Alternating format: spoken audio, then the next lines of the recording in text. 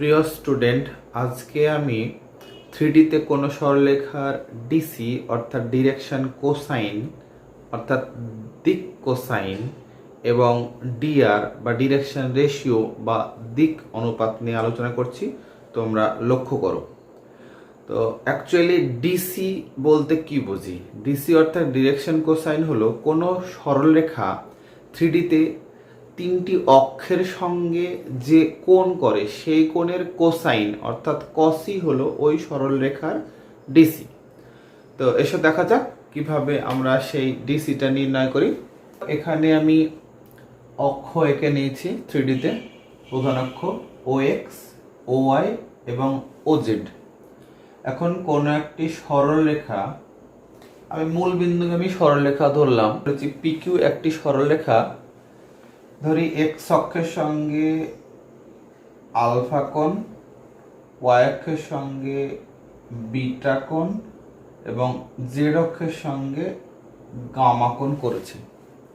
তখন ওই alpha, beta এবং গামা এই কোণগুলোকে বলা হয় দিক কোণ।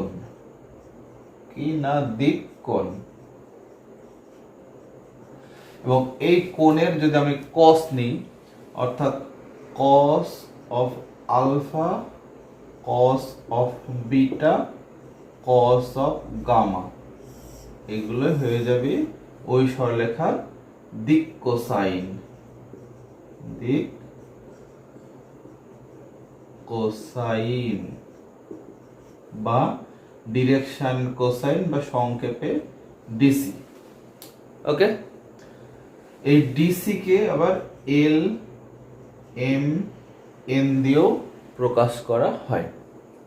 এবার দেখো, যদি কোনো সরলরেখা মূল বিন্দু দিয়ে না যায় সেই ক্ষেত্রে আমি ধরে নিই এইভাবে একটা সরলরেখা গেছে, ধরি আর এস সরলরেখাটা। ওকে, তো এই সরলরেখার ডিসি আমরা কি করে নির্ণয় করব? না, ওই সরলরেখার সমান্তরাল সরলরেখা আমরা মূল বিন্দু দিয়ে আঁকবো। কারণ ওই সরলরেখার সমান্তরাল সরলরেখা মূল বিন্দু দিয়ে পিকিউ আঁকলাম।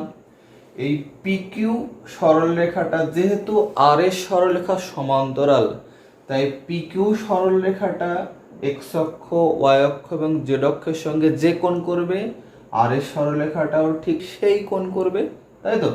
তাহলে পিকিউ সরলরেখাটা যদি এক্স অক্ষের সঙ্গে আলফা, ওয়াই অক্ষের সঙ্গে বিটা, জেড অক্ষের সঙ্গে গামা কোণ করে, তাহলে ওই আর এর সরলরেখারও দিক কোণ কি হবে?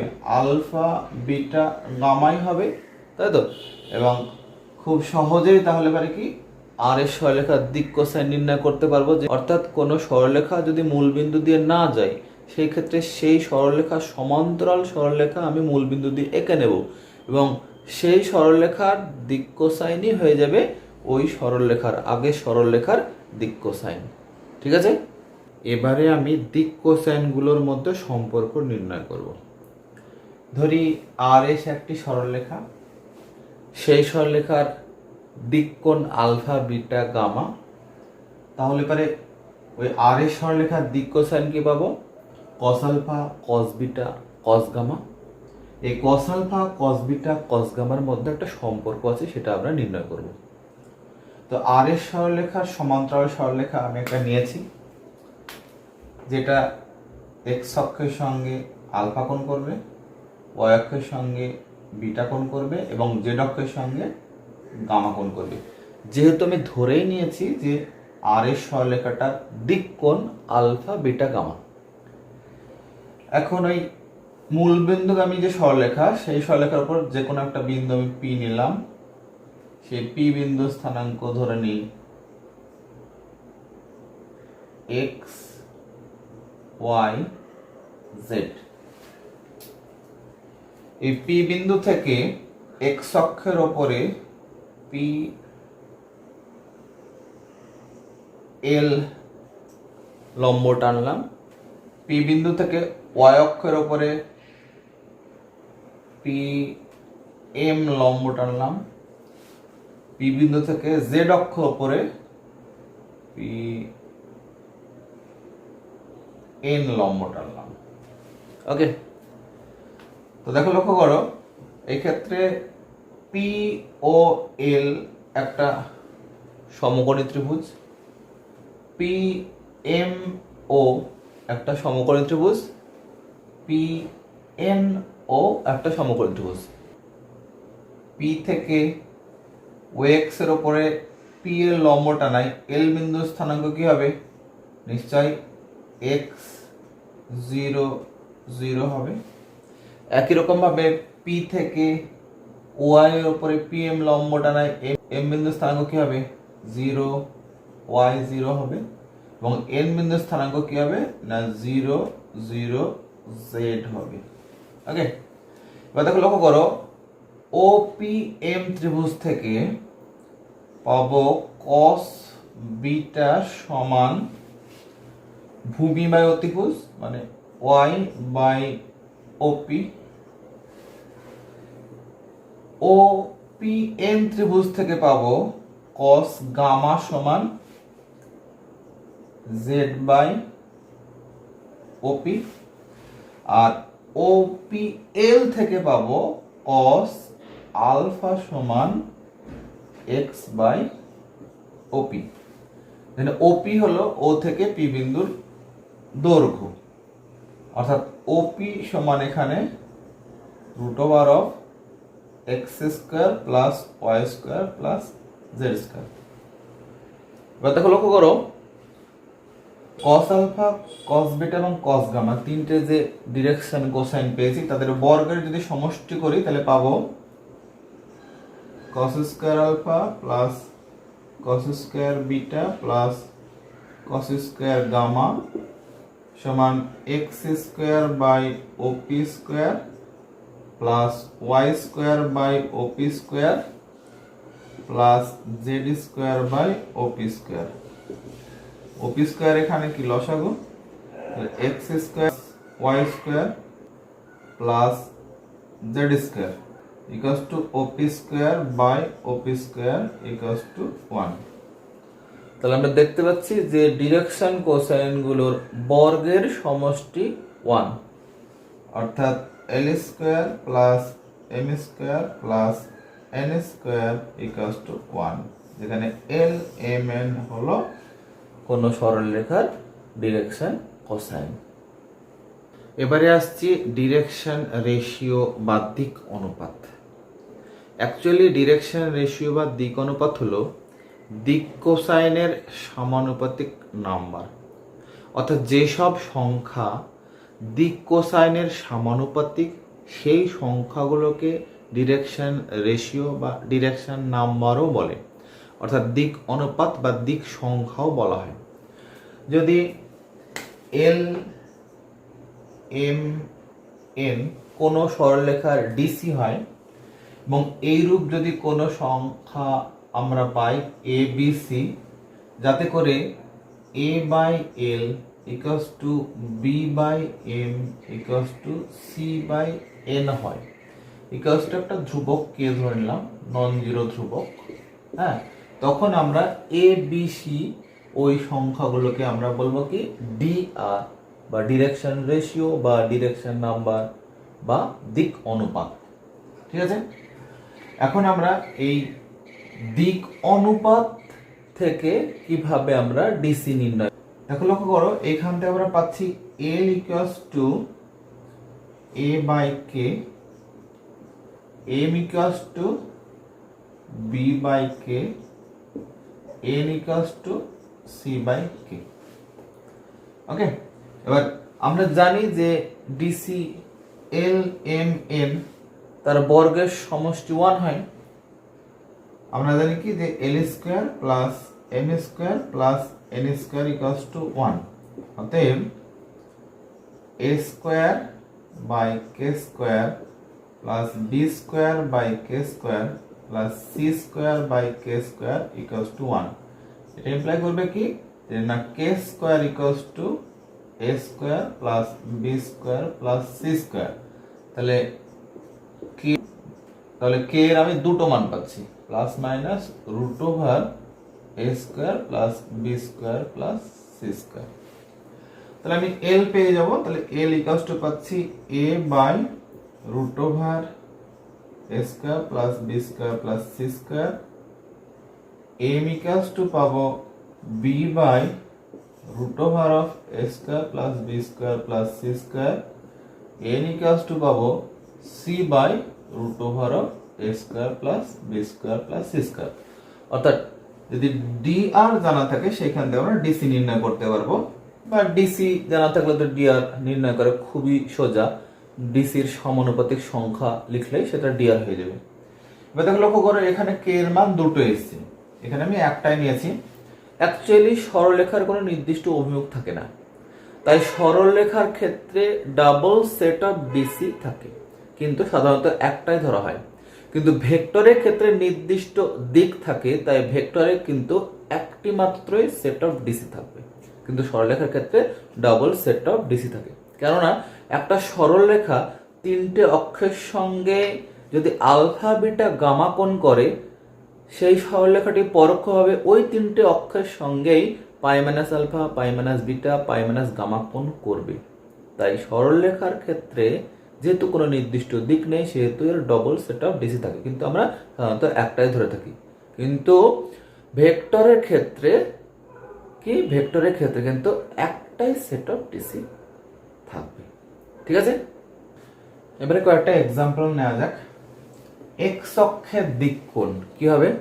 এক্স অক্ষ নিজে এক্স অক্ষের সঙ্গে 0 কোণ করবে, ওয়াই অক্ষের সঙ্গে পাই বাই 2 কোণ করবে, জেড অক্ষের সঙ্গেও পাই বাই 2 কোণ করবে। তাহলে এক্স অক্ষের দিক কোসাইন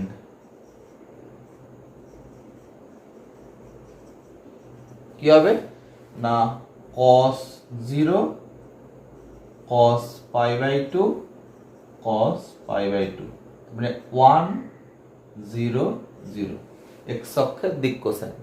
তাহলে এক্স অক্ষের ডিরেকশন রেশিও বা দিক অনুপাত কি হবে?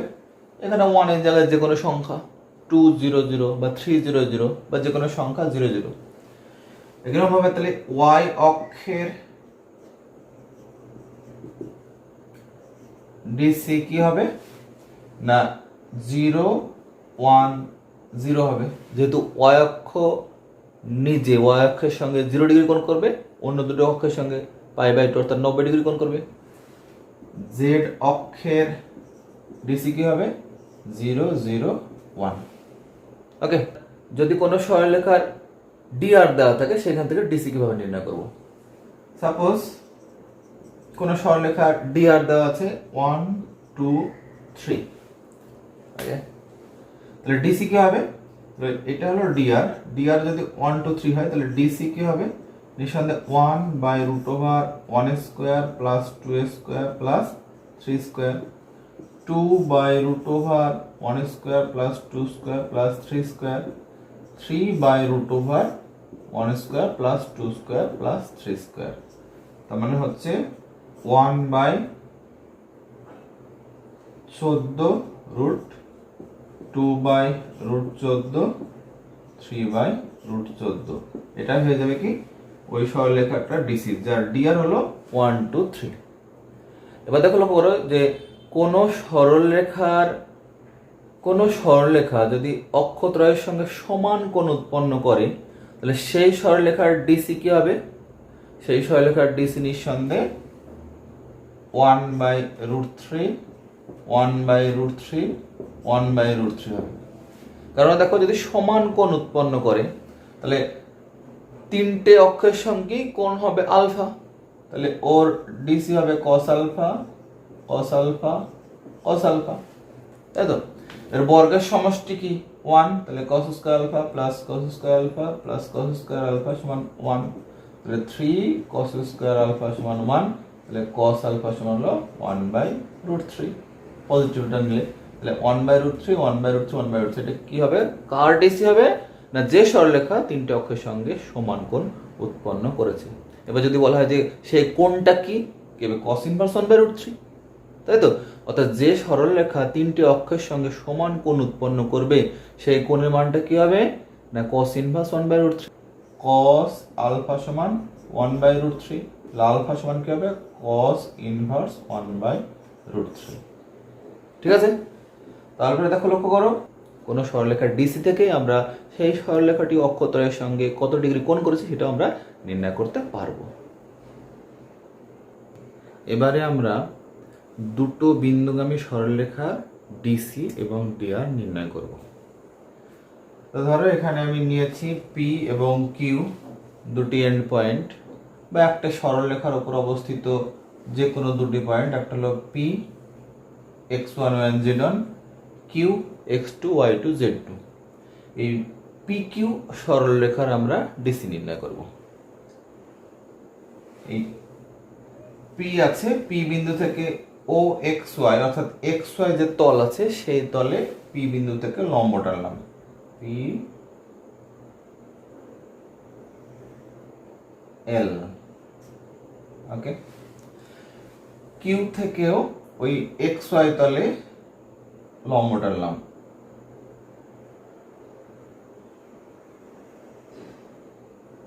Q M. তো দেখো লক্ষ্য করো, যেহেতু পি বিন্দু স্থানাঙ্ক x1 y1 z1, তাহলে পিএল কি হবে? পিএল নিঃসন্দেহে z1 হবে, পিএল এর দৈর্ঘ্যটা z1 হবে। আর কিউএম এর দৈর্ঘ্যটা কি হবে? z2 হবে। ওকে, এবার এই পি থেকে যদি কিউএম এর উপর লম্ব টানি,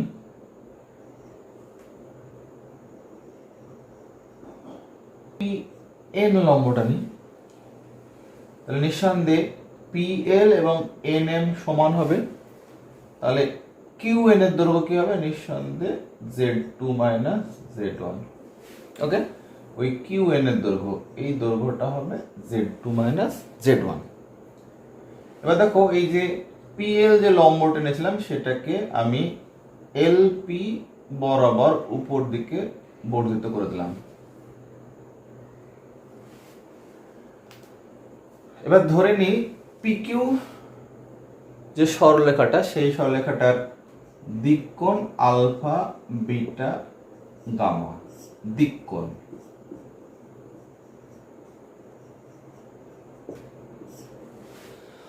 তাহলে পিকিউ সরলরেখাটা জেড অক্ষের সঙ্গে গামা কোণ করবে।